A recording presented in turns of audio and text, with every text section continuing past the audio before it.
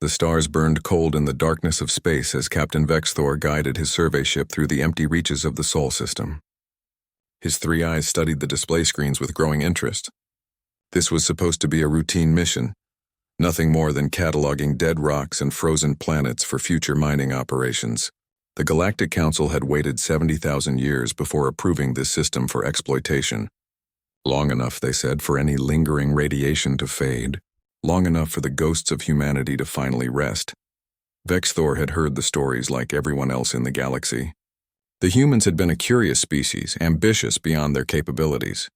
They had reached for the stars with primitive rockets and dreams too big for their fragile bodies.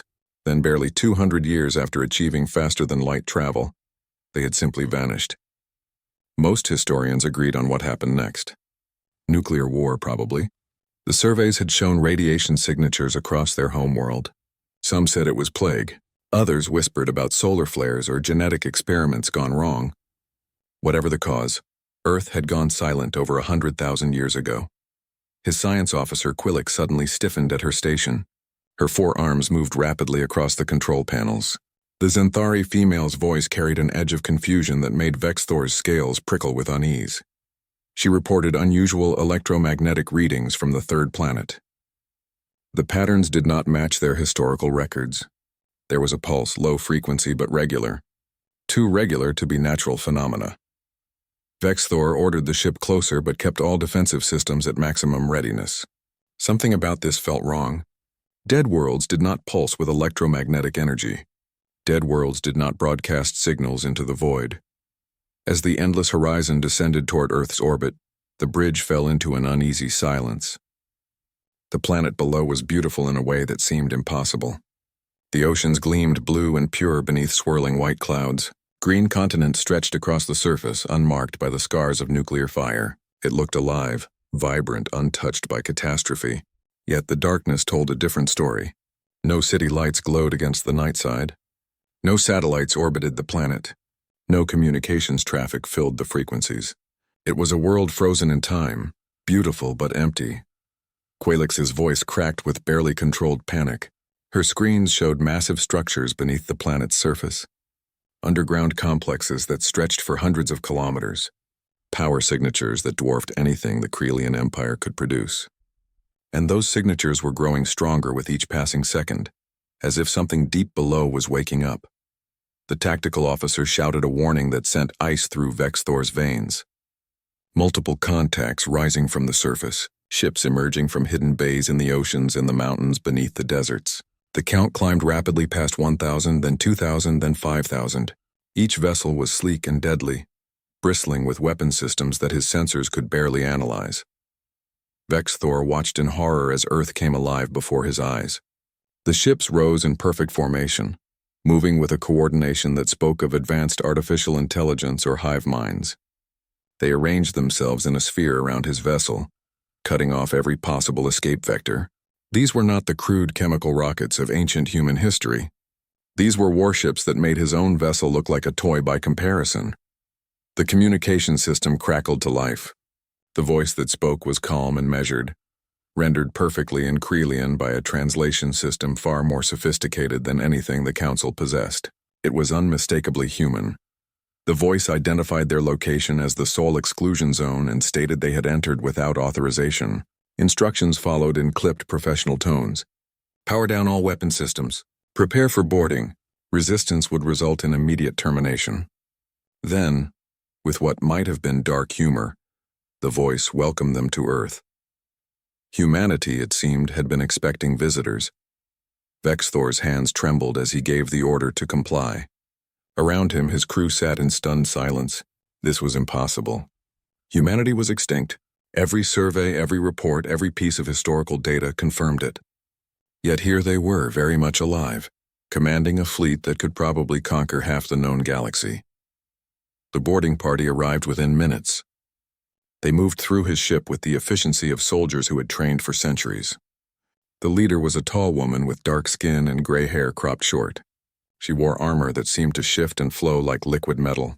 Her brown eyes assessed Vexthor with the cold calculation of a predator sizing up prey. She introduced herself as Commander Lisa Chen of the Terran Defense Initiative. Her tone was polite but left no room for argument. His crew would be detained but not harmed. His ship would be secured but not damaged. If they cooperated, they would eventually be released. If they resisted, well, she did not bother finishing that sentence. Vexthor found his voice and asked the only question that mattered. How was this possible? How had humanity survived when all the evidence pointed to their extinction? Commander Chen's smile was cold and knowing. She told him that humanity had not died. They had simply gone quiet. For 100,000 years they had hidden beneath their world and beyond it, building and planning and preparing for this moment. The galaxy had written them off as dead, and that had been exactly what humanity wanted. As his crew was led away to detention cells that seemed far too advanced for a supposedly extinct species, Vexthor's mind raced with the implications. If humanity had been developing their technology uninterrupted for 100,000 years, they would be far beyond anything the Galactic Council could match. The Krelian Empire was 70,000 years old and considered itself ancient. The Xanthari Collective had existed for 60,000 years. But humanity had been advancing in secret for longer than either civilization had existed. The detention cell was clean and comfortable, but clearly designed to hold prisoners who might have advanced technology. Force fields hummed at frequencies his instruments could not quite analyze. The walls were made of materials he did not recognize. Even the air tasted different, filtered through systems that removed every possible contaminant. Through the transparent barrier, Vexthor could see humans moving through corridors that gleamed with soft lighting. They looked so ordinary, so fragile compared to the scaled Krelians or the armored Xanthari, yet they commanded technology that made his people look primitive. They had hidden an entire civilization for 100 millennia. They had orchestrated one of the greatest deceptions in galactic history.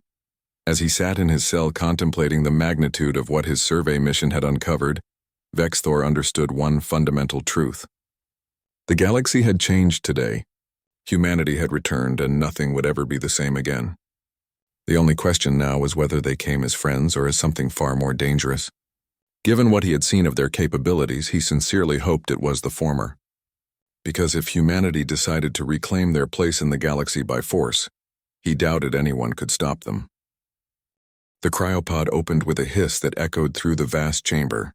Commander Jack Harper drew his first breath in over 100,000 years and immediately started coughing. His lungs burned as they remembered how to process oxygen. His muscles screamed in protest as blood began flowing through vessels that had been frozen in time. The preservation technology was excellent, but waking up still felt like dying in reverse. Around him, hundreds of other pods were opening in synchronized sequence. Men and women emerged from their long sleep, each one gasping and shaking as their bodies struggled to remember how to be alive. They had gone to sleep when humanity made the hardest choice in its history. They woke in a galaxy that had forgotten them entirely. A smooth female voice filled the chamber, coming from speakers embedded in walls that had not made a sound for 100 millennia. The artificial intelligence welcomed Commander Harper back to consciousness and provided a status report in efficient, clipped sentences. The current date was August 15th in the year 105,847. An unauthorized vessel had entered the Sol system and triggered the Sentinel network. Defense protocols were active. All primary systems showed green across the board. Fleet deployment was 93% complete and climbing. Jack pulled himself from the pod with shaking arms. His reflection in the polished metal wall showed a man who looked exactly as he had when he entered the sleep. Dark hair starting to gray. Lines around his eyes from too many years squinting at tactical displays. A body kept fit by military discipline but showing the wear of 45 hard years. He had been 45 when he went to sleep. He was still 45 now, but 100,000 years had passed outside his frozen dreams. The status report continued as he made his way to the command center on unsteady legs. Of the 2 million personnel placed in suspended animation across Earth's hidden facilities, nearly all had survived the long sleep. The losses were less than 3%, well within acceptable parameters for such an ambitious project. 2 million people who had volunteered to skip through time while their species enacted the greatest deception in history. Lieutenant Kate Sullivan met him in the command center with a tablet full of data and a grim expression. Her red hair was still damp from the decontamination process. She had been his second in command 100 millennia ago, and clearly intended to resume that role without missing a beat. She briefed him quickly on the alien ship currently under guard in orbit, and the civilization that had sent it. Jack absorbed the information while studying the main view screen.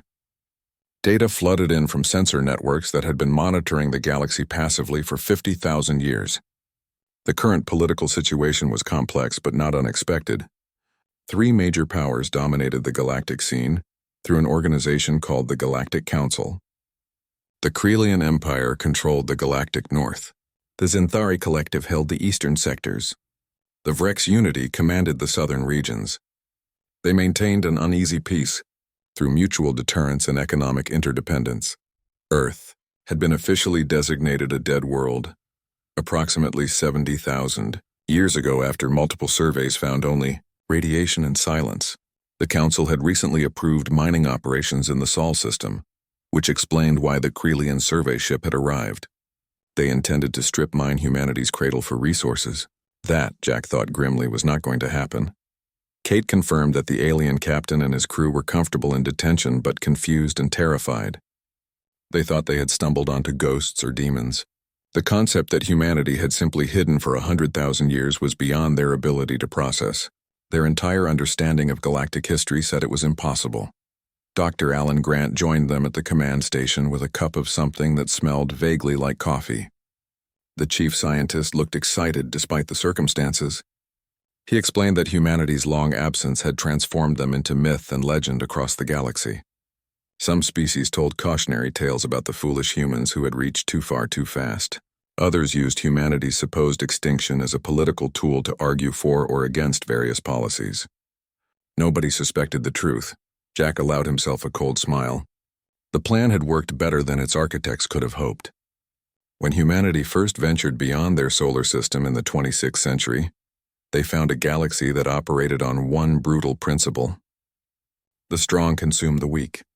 Young species were prey for established powers. Earth's resources would be exploited. Human genetic material would be stolen. Their people would be enslaved or experimented on or simply eliminated if they proved troublesome. The Galactic Council did nothing to stop this because they considered it the natural order. So humanity had chosen to disappear. They moved their entire civilization underground and into pocket dimensions they learned to fold from normal space. They seeded the surface with fake radiation signatures. They broadcast distress calls that gradually faded to silence. They made the galaxy believe they had destroyed themselves in nuclear fire or plague or environmental collapse. And while the galaxy mourned briefly and then forgot, humanity built in secret. For 100,000 years they advanced without interruption. No wars with alien species to drain resources. No political compromises to slow progress. No external threats to distract from research and development. Just focused, dedicated work across millennia. They developed quantum drives that bent space itself. They created weapons that manipulated gravity and time. They built ships in dimensions that most species did not even know existed. They transformed themselves from prey into something the galaxy had never seen before. Jack ordered Kate to begin Phase 2 of the contingency plan immediately. Intelligence operatives needed to be deployed to every major population center in Council space.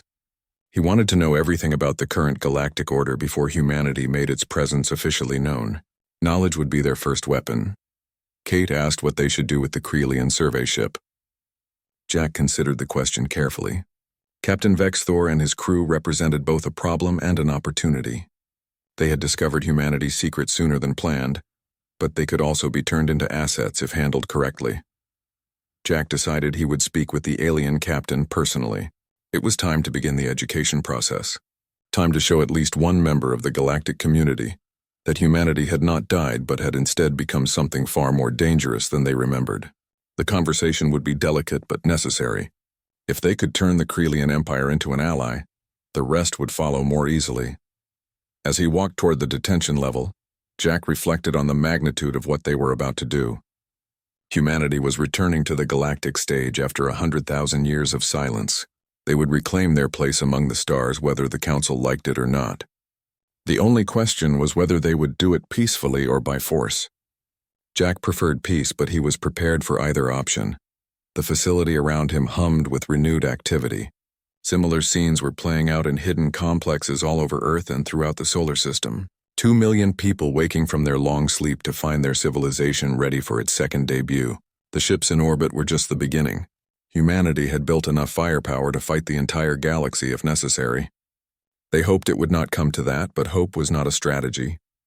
Preparation was a strategy, and humanity had spent 100,000 years preparing for this moment. The force field shimmered and vanished with barely a whisper of sound. Captain Vexthor stepped back instinctively as the human entered his detention cell. This was the first time he had seen a human up close without armor or weapons. The man looked ordinary in a way that was deeply unsettling. He was tall by human standards, but shorter than most Krelians. His skin was pale, his hair dark with streaks of gray, and his eyes carried a weight that spoke of burdens Vexthor could not begin to imagine. The human introduced himself as Commander Jack Harper of the Terran Defense Initiative. His translator rendered the words in perfect Krelian, capturing not just the meaning but the tone and nuance. The technology was impressive enough to make Vexthor's own translation device seem like a child's toy. Harper gestured to the chairs that had appeared from the walls and suggested they sit and talk. His manner was polite but firm, leaving no doubt that this was not actually a request. Vexthor's pride warred with his fear and curiosity. He demanded to know by what right humanity held him prisoner. The Krelian Empire would come looking for him and his crew. There would be consequences for this violation of his sovereignty. Harper's expression remained calm as he explained that there would be no consequences because Vexthor was going to help ensure the Empire never learned what had truly happened here, at least not yet. The captain's role would be crucial in managing how humanity's return became known to the wider galaxy. Vexthor felt his scales flush with anger. Harper expected him to betray his own people, to lie to his superiors, to become complicit in whatever scheme humanity was planning. He refused absolutely. Harper settled into his chair and began speaking in a tone that suggested he was prepared to be patient, but would not be denied. He told Vexthor a story that began over 100,000 years ago. Humanity had taken its first steps beyond Earth full of hope and wonder. They expected to find friends among the stars, partners in exploration, fellow seekers of knowledge and beauty. Instead, they found predators. Within 50 years of achieving faster-than-light travel, humanity had been attacked 7 times. Their colony ships were raided for resources. Human citizens were captured and sold as slaves or used in genetic experiments. Some attacks were simple piracy, but others were sanctioned by member states of the Galactic Council itself. When human diplomats protested these violations, they were told this was the natural order. Young species either proved they could defend themselves or they were consumed by those stronger. The Council saw no reason to interfere in the process. Vexthor remained silent because he could not deny the truth of Harper's words. Every species that joined the Council had stories of their early years being tested by established powers. It was brutal but effective. Those who survived the testing period emerged stronger and more capable. Those who did not were forgotten. Harper continued his story with quiet intensity. Humanity faced a choice when they realized the truth about galactic civilization. They could fight a war they could not win against enemies on all sides. They could submit and become clients of a more powerful patron, sacrificing their independence and possibly their identity, or they could choose a third option that no other species had ever considered. They could disappear. The holographic projectors built into the walls activated without Harper touching any controls. Images filled the air showing construction projects on a scale that made Vexthor's breath catch. Entire cities built underground using machines that seemed to eat stone and excrete finished structures. Shipyards hidden in pocket dimensions where vessels were assembled by the thousands. Research facilities tucked into asteroids and moons throughout the Sol system. Humanity had moved their entire civilization into hiding, while making the surface of Earth look like a tomb world. They seeded the planet with carefully calculated radiation signatures. They broadcast fake distress calls describing plague and environmental collapse. They left just enough wreckage and debris to support the story of a species that had destroyed itself through hubris and violence. The galaxy mourned them briefly as a cautionary tale, then moved on. And humanity began to build. For 100,000 years, they advanced without interruption from external threats or political complications. Harper asked Vexthor to consider what that meant. The Krelian Empire was 70,000 years old and considered ancient. The Zenthari Collective had existed for 60,000 years. But humanity had been developing their technology for longer than either civilization had existed. They had spent more time preparing for this moment than most species had spent reaching the stars. The holographic display shifted to show weapon systems that made Vexthor's blood run cold. Ships that could fold space around themselves, effectively teleporting across vast distances. Weapons that manipulated fundamental forces in ways his scientists would consider impossible. Defensive shields that operated in dimensions Krelian physics had not even theorized. The fleet he had seen when his ship was captured represented less than 1% of humanity's actual military capacity. Harper leaned forward and spoke in a voice barely above a whisper. Humanity had shipyards hidden in fold space that had been producing vessels continuously for millennia. They had weapons platforms that could strike from dimensions enemy sensors could not detect. They had been preparing for the day the galaxy came back to their doorstep, since before the Krelian Empire was born. Everything they had done for 100,000 years had been building toward this moment. Vexthor found his voice and asked why humanity was revealing themselves now. Why not remain hidden if they were so powerful? Why risk galactic attention at all? Harper explained that the Galactic Council had finally approved mining operations in the Sol system. Within a year, hundreds of ships would arrive to strip mine Earth and its sister planets for resources. Humanity could not allow their home to be desecrated. But they also did not want to announce their return with violence and bloodshed. They preferred to rejoin the galactic community peacefully if possible. This was where Vexthor came in. Harper wanted him to deliver a message to the Galactic Council announcing humanity's survival and their intention to claim a seat in galactic governance. In exchange for his cooperation and his silence until the announcement, humanity would share non-military technology with the Krelian Empire. Medical advances that could extend lifespans, energy generation systems that were clean and virtually limitless, food synthesis technology that could end hunger across the empire. Vexthor's mind raced through the political implications. If the Krelian Empire became humanity's first ally, they would gain enormous advantages over their rivals. But if humanity was lying or exaggerating their capabilities, making a deal with them could be disastrous. He needed to know if Harper was telling the truth or simply bluffing with confidence and impressive holograms. Harper seemed to read his thoughts. He stood and gestured toward the door. He offered to show Vexthor more proof if needed, to let him see with his own eyes what humanity had built in their long isolation. But he warned that the more Vexthor saw, the more he would understand why cooperation was the only rational choice. Humanity was returning to the galactic stage whether the Council liked it or not. The only question was whether the Krelian Empire would be positioned as their ally, or simply as another obstacle to be overcome.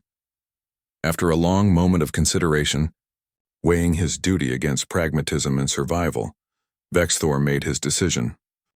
The chamber of the Galactic Council had witnessed many dramatic moments in its 80,000-year history, but nothing quite compared to the chaos erupting across its vast amphitheater today. Representatives from 200 civilizations filled the space, and every single one of them was shouting. Some were angry, some were terrified, and some were already calculating how this development might benefit their own interests.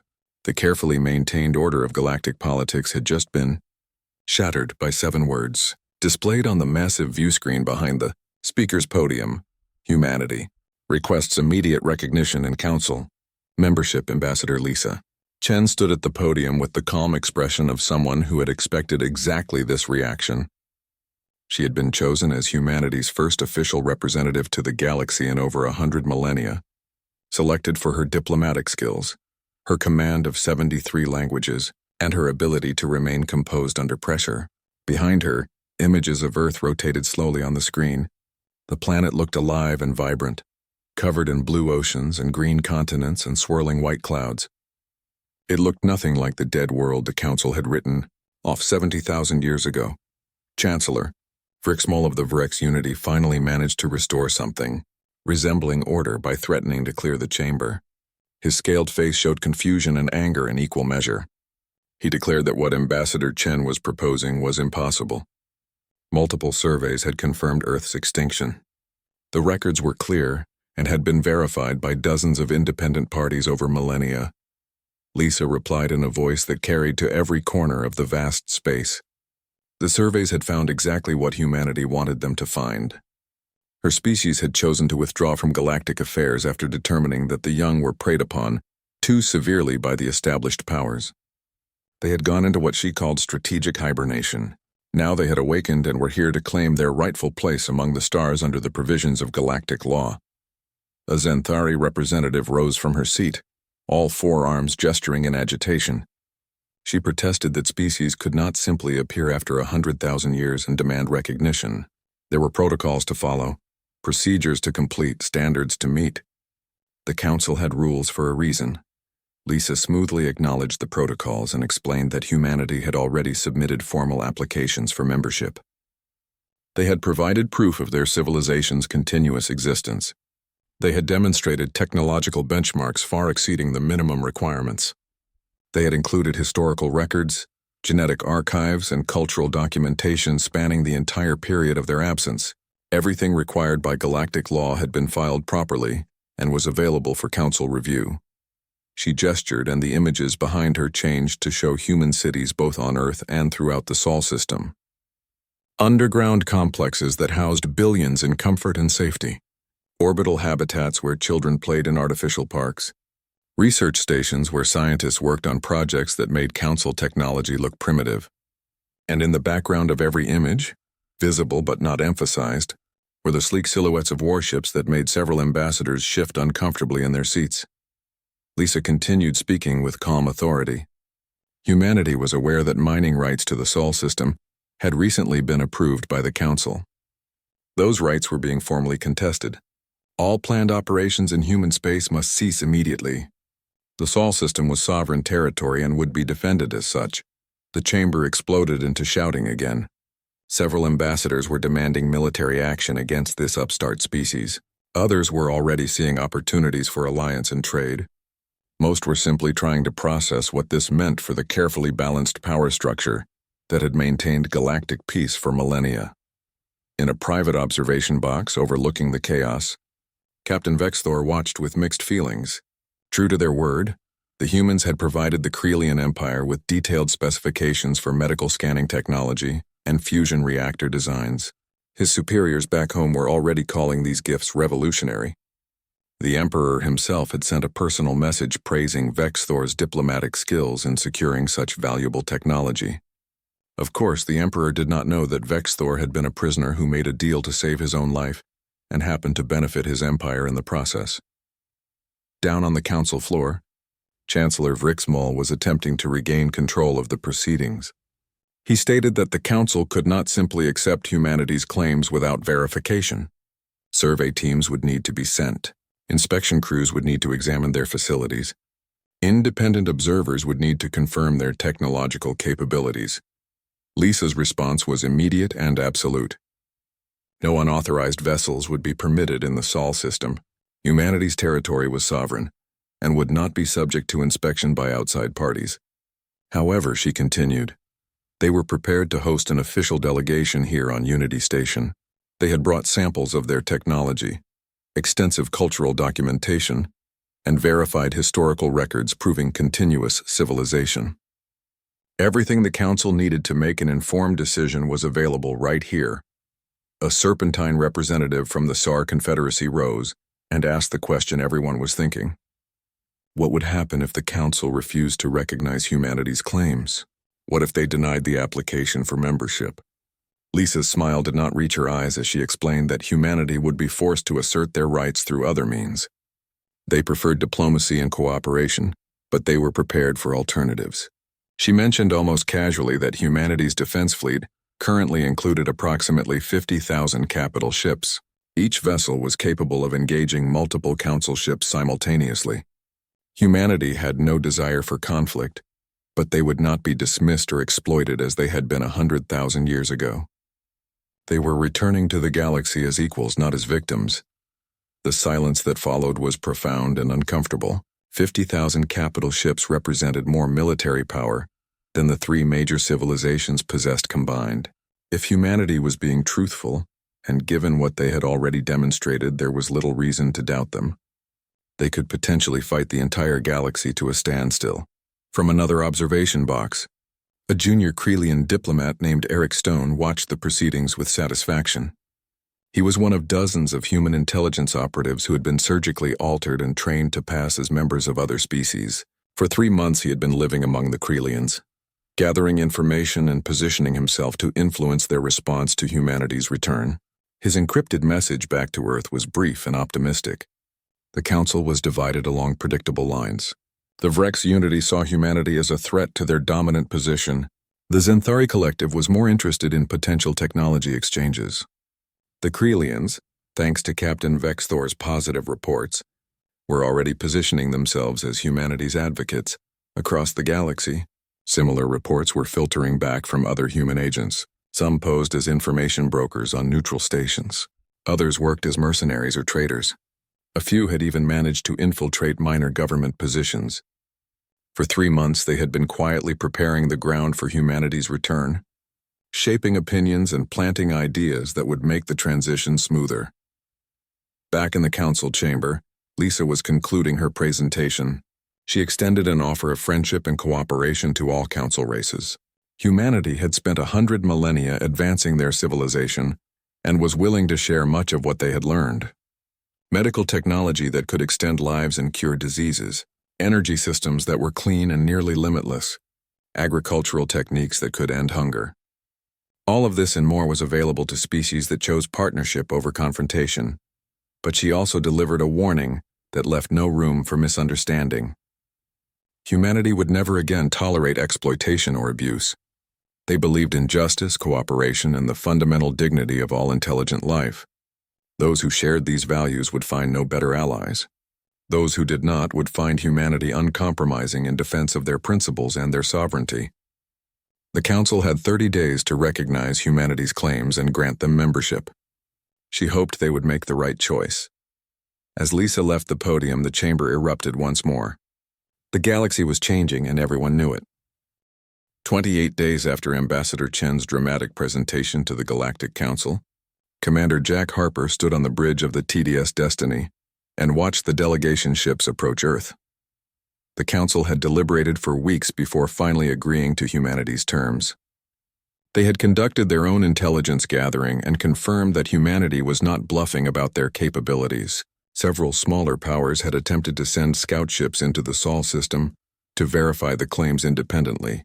Those ships had been detected instantly, intercepted politely but firmly, and escorted back to neutral space with a reminder that unauthorized entry would not be tolerated.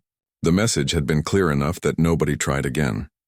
Captain Helen Price reported from the Destiny's command station that all approaching vessels were maintaining proper vectors. No weapons were powered. Shields were at minimum strength as required by the diplomatic protocols. The delegation was following every rule precisely, which suggested they were taking humanity very seriously. Jack nodded his approval. Around Earth, thousands of human ships maintained a presence that was simultaneously welcoming and intimidating. They were arranged in perfect geometric patterns that demonstrated both advanced coordination and overwhelming force. It was a carefully calculated message. Humanity was strong enough to destroy any threat, but disciplined enough to prefer peace. On the planet's surface, in the location that had once been the city of Geneva, humanity had constructed a new diplomatic complex using nanofabrication technology. The building had been designed and assembled in less than 3 weeks, which had shocked the advanced scouts who arrived to make security arrangements. The structure was a gleaming tower of adaptive materials that shifted colors with the angle of the sun. It was surrounded by gardens showcasing Earth's incredible biodiversity. Every plant had been chosen to demonstrate the planet's vitality and the care humanity took in preserving their world. Ambassador Lisa Chen waited in the main reception hall as the delegation's shuttles landed in the designated areas. She had spent the last month in intensive negotiations over every detail of this visit. What they would be allowed to see, what questions they could ask, what security measures would be acceptable. Every element had been planned to present humanity as powerful but not aggressive, advanced but not arrogant, willing to share but not weak. Chancellor Vrixmol led the delegation as befitted his position as current head of the council. He was accompanied by high-ranking representatives from all 3 major powers and a dozen smaller civilizations. Each one had been carefully selected for their influence and their ability to report accurately to their home governments. This visit would determine how the galaxy perceived humanity for generations to come. Lisa greeted them with genuine warmth and formal courtesy. She thanked them for accepting humanity's invitation and promised they would see things today that would change their understanding of what was possible. Rick Small's response was carefully neutral. His expression suggested he was reserving judgment but preparing to be impressed. Over the next 3 days, the delegation received an intensive education in what humanity had become during their long isolation. They toured underground cities that housed billions of people in environments that seemed more like parks than habitats. They visited research facilities where human scientists explained advances in quantum mechanics, genetic engineering, and dimensional physics. They saw factories where ships were assembled using processes that seemed more like growing than building. Everything was designed to demonstrate capability without revealing all of humanity's secrets. But more importantly, they met humans from every level of society. Scientists who spoke passionately about their research, artists who shared works created over millennia, children who asked innocent questions about what aliens ate for breakfast, farmers who grew food using techniques that increased yields tenfold, teachers who educated the young with patience and wisdom. The delegation saw that humanity was not just a military power but a complete civilization with depth and culture, and genuine commitment to their values. Dr. Paul Martinez led a group through a medical facility that left several delegates speechless. He demonstrated healing technologies that could regrow limbs in days, cure genetic diseases that other species considered incurable, and extend lifespans by centuries. He explained that humanity was prepared to share these technologies with council members who chose cooperation over confrontation. The medical advances alone would improve life for billions across the galaxy. In another section of the complex, Ryan Brooks walked military observers through carefully selected defensive technologies. He showed them shield systems that could withstand direct hits from weapons the delegates recognized as planet killers. He demonstrated sensors that could detect ships emerging from faster-than-light travel, at ranges of several light years. He explained quantum encryption systems that made communication effectively impossible to intercept. Everything was impressive, but Brooks was careful to emphasize that humanity sought mutual security rather than domination. They had learned hard lessons about being weak, and they would never be weak again. But strength did not require cruelty or conquest. On the final day, the entire delegation assembled in the Great Hall for the treaty signing. The agreement had been negotiated in exhaustive detail over weeks of careful diplomacy. Humanity would receive full council membership with all rights and responsibilities that status entailed. In exchange, they agreed to share specific non-military technologies, accept council observers at designated facilities, and participate in collective defense agreements. Both sides had made compromises to reach this point, but both sides were leaving the table with gains that made those compromises worthwhile. Lisa stood at the podium with Chancellor Rick Small beside her. Representatives from every council civilization waited to add their seals to the document that would change galactic history. She spoke about how humanity had reached for the stars with hope 100,000 years ago. They had found wonder but also danger. Rather than be destroyed, they had chosen to transform themselves. Today they were returning not as victims but as partners. Not as conquerors but as friends to those who would befriend them. She spoke about the technologies they were bringing, the knowledge they wanted to share, the cooperation they hoped to build. But she also spoke clearly about boundaries and principles. Humanity would never again tolerate exploitation. They believed in justice and cooperation and the dignity of all intelligent life. Those who shared these values would find no better allies. Those who threatened humanity or its friends would find them uncompromising.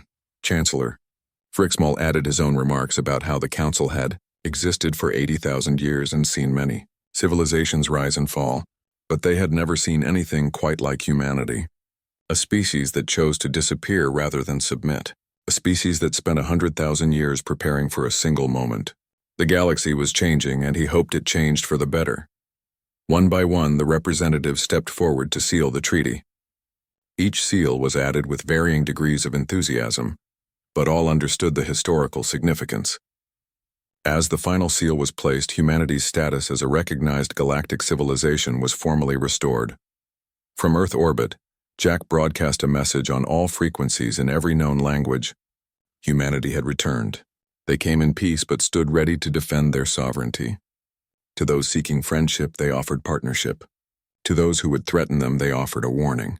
They were not the species the galaxy remembered. They had become something greater. Across the galaxy, reactions to the message were varied. Some celebrated, others worried. A few began planning how to exploit or undermine this new power. But on Earth, humanity celebrated their return to the stars after 100,000 years of patience. They had survived. They had transformed, and they had reclaimed their place in the cosmos on their own terms. The galaxy would never be the same, and humanity was ready for whatever came next.